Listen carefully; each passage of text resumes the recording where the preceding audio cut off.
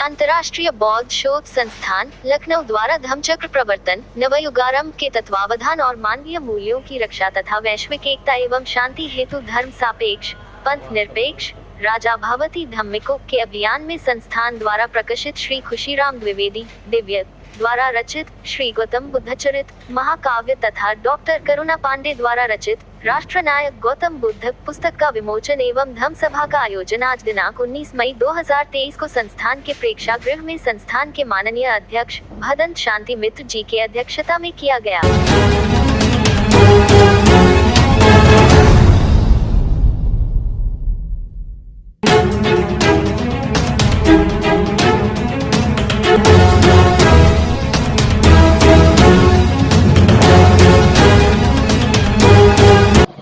आज उत्तर प्रदेश की राजधानी में गौतम बुद्ध के चरित्र पर किताब का विमोचन हुआ, जिसकी लेखिका करुणा पांडे जी हमारे बीच है। आइए इनसे पूछा जाए कि इन्होंने स्वतः जो है गौतम बुद्ध की जीवनी पे जो है पुस्तक लिखी है। मैडम, कैसा है पुस्तक जो आपने लिखा है, थोड़ा उसके बारे में बताइए। ये जो पुस्तक है, इसको जब मैं आदिगुरु शंकराचार्य पर किताब लिख रही थी तो मैंने तथागत बुद्ध के बारे में पढ़ा था, और तब मुझे लगा कि इनकी जो जीवनी है या इनका जो जीवन चरित्र है, अगर हम आज की परिस्थिति में अपने बच्चों को के सामने रखें तो निश्चय ही इससे हमें फायदा होगा। क्योंकि जिस समय गौतम बुद्ध जी ने एक अपने धर्म की जो गूढ़ बातें बताई हैं, वैसे देखा जाए तो कोई ऐसी विशेष बात नहीं कही है। वो हमारे जो धर्म है, जो हमारी सनातन संस्कृति है, उसी से निकले हुए शब्द हैं, लेकिन उन्होंने एक बीच का मध्यम मार्ग अपनाया है। और जो मध्यम मार्ग है, किसी भी चीज का मध्यम मार्ग होता है, वो हमारे जीवन के लिए, हमारे समाज के लिए, हमारे चरित्र के लिए बहुत आवश्यक होता है। और आज जब हम देख रहे हैं कि हमारे यहाँ बहुत तरह के वाद पैदा हो गए, नस्लवाद है, नक्सलवाद है, जातिवाद है, धर्म संप्रदाय है, बहुत सारे संप्रदाय पैदा हो गए हैं। ऐसे समय उनकी शिक्षा है और उनके जो विचार है, वो हमारी पीढ़ी को आना जरूरी है। सबसे पहले हम देखते हैं कि उनका जो भी उन्होंने कहा है कि जो जीवन है वो कर्म पर आधारित है। कर्म की थ्योरी को मानते हैं, जन्म की थ्योरी को मानते हैं, पुनर्जन्म की थ्योरी को मानते हैं। वो मूर्ति पूजा के विरोधी हैं। वो कहते हैं कि नहीं, मूर्ति पूजा, मूर्ति क्या है, मन के भाव ही आपके जो है वो आपके भक्ति को प्रकट करते हैं।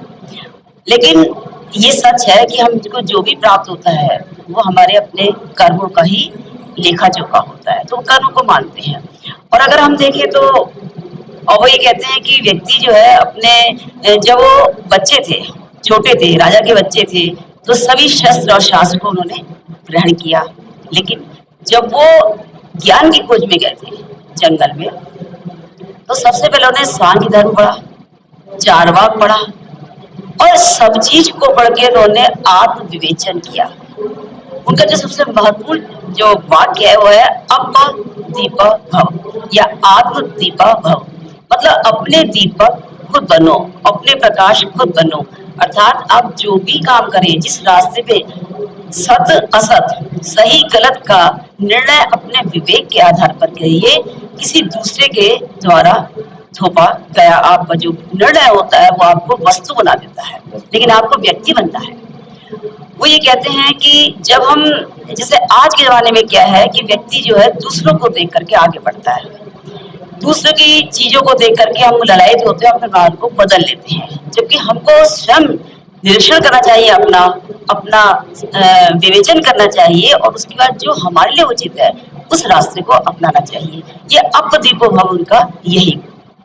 करुणा जी, जिस प्रकार से खासकर संपूर्ण विश्व में इस वक्त जो है हर जगह लड़ाई मारपीट यही सब हो रही है, ऐसे में गौतम बुद्ध जो है एक शांति का जो है मैसेज देते हैं, इस पे क्या कहेंगे आप? ये बिल्कुल सही है। और उनका जो पूरा जो उनका जो विचार है वो शांति, अहिंसा और दया, करुणा पर है। और आप ये देखिए कि उनका जो धर्म है, बौद्ध धर्म जो है, कम से कम उन्हें 20-25 देशों में अपनाया गया है ना। एशिया में तो पूरी तरह से फैला हुआ है। उसका कारण क्या है कि जब हम इस धर्म में इनके विचारों को, इनके उपदेशों को जब हम देखते हैं तो हमको एक शांति मिलती है। एक ऐसा मार्ग, अष्टांग मार्ग क्या है, सम्यक, हर चीज सम्यक हो। और सम्यक क्या है, जब समाजवाद की बात करते हैं, अगर हम देखें तो दूसरे शब्दों में जो समाजवाद है वो उनके सम्यक थ्योरी पर ही आधारित है। और आज जब हमारा पूरा विश्व में हर जगह, मतलब एक भारत या किसी क्षेत्र की बात नहीं कर रही हूँ, पूरा विश्व जो है जो लड़ रहा है, उसका कारण क्या है कि हमारे अंदर तृष्णा पैदा हुई, हमारे अंदर क्या संतोष नहीं है। वो निर्वाण की बात करते हैं। निर्वाण क्या है? निर्वाण का तात्पर्य होता है शांत हो जाना, शून्य में मिल जाना, इच्छाओं का खत्म हो जाना। तो वही व्यक्ति जिसकी तृष्णाएं, जिसकी लालसाएं समाप्त हो जाती हैं, वही जो है सुख का अनुभव करता है, शांति का अनुभव करता है। लेकिन अब इसमें आप देखिए ऐसा क्यों हो रहा है? क्योंकि आज हमारा समाज संस्कारित नहीं है, भौतिकता की तरफ बढ़ गया। आज जब बच्चा स्कूल से निकलता है, कॉलेज से निकलता है, तो उसके अंदर नैतिक मूल्य नहीं होते हैं, मूल्यवान शिक्षा हम नहीं दे रहे हैं। हम क्या दे रहे हैं? पैकेज की शिक्षा। बच्चे निकलते तो साथ में पैकेज लेके निकलते हैं कि 10 लाख का, 20 लाख का या आगे का, लेकिन उनके अंदर जो है नैतिक मूल्य नहीं होते हैं।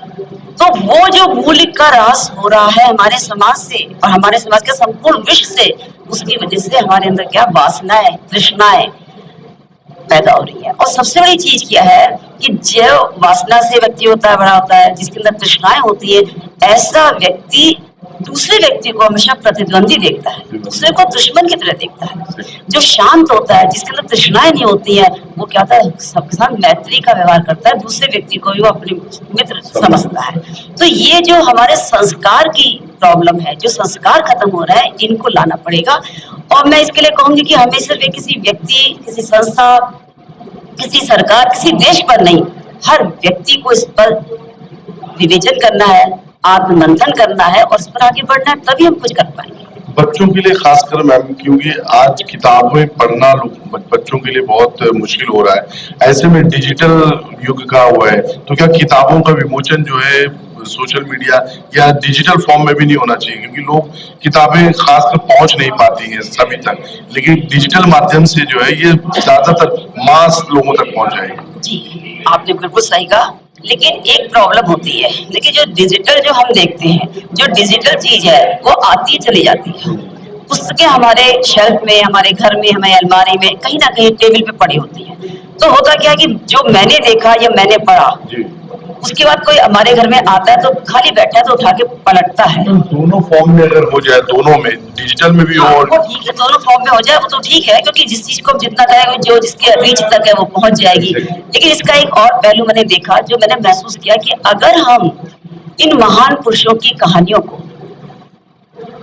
थिएटर में, मंचों में अभिनीत करें तो बच्चों को ज्यादा फायदा होगा और बच्चे सीखेंगे। क्योंकि आप देखिए, हमारे बच्चे जब टीवी देखते हैं तो टीवी में जो भी कैरेक्टर होते हैं उसको अपना जीवन बताते हैं, चाहे वो क्रिकेट में ले लीजिए, चाहे वो किसी पिक्चर का ले लीजिए। तो अगर हम इनको टीवी पे लाए, अगर हम इनके कैरेक्टर को मंचों पर लाए, थिएटर पे लाए, तो बच्चे देख के प्रेरित होंगे और वो उसका प्रभाव उनको बहुत दिनों तक उनके दिमाग में रहेगा। तो इस दिशा में भी हमको सोचना पड़ेगा। ये हमारे बीच करुणा पांडे जी थे, जो अपना पक्ष रख रही थी। किताब गौतम बुद्ध का इन्होंने खुद जो है लिखा और उसका आज जो विमोचन हुआ है। संपूर्ण वक्तव्य में निचोड़ ये निकला है कि आज गौतम बुद्ध की जो शिक्षाएं हैं, जो उनकी प्रेरणाएं हैं, उसको आज खासकर जो है समाज में प्रचारित और प्रसारित करने की आवश्यकता है। मैं सैयद गुलाम हुसैन शबाब नूर के साथ लखनऊ से SB न्यूज़ लाइव के